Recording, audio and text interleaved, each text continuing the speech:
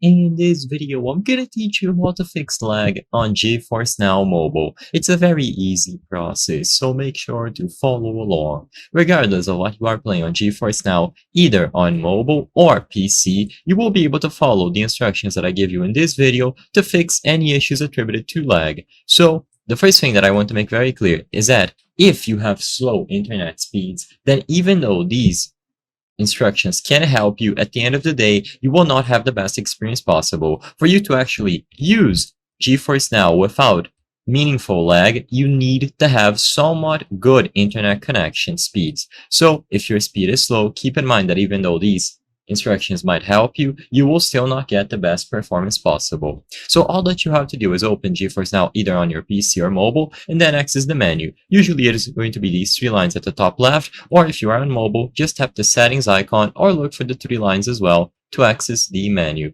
When you go over to these settings, what you have to look for is streaming quality. This is going to be the most important thing regarding lag.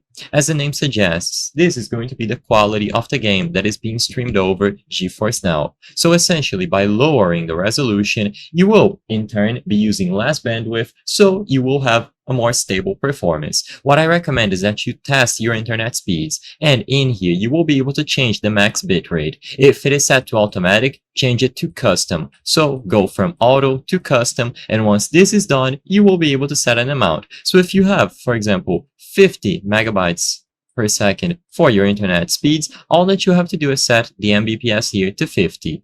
If your internet speed is higher than this, for example 60, you set it to 60 and so on. Just set the custom max bitrate accordingly. And like I said, lower the resolution. VSync and these other options here won't really apply. You can try out VSync however you prefer, so adaptive or leave it as is. And you can use this option here if you have poor unstable internet speeds, and they might be able to do some tweaking on their end to help you.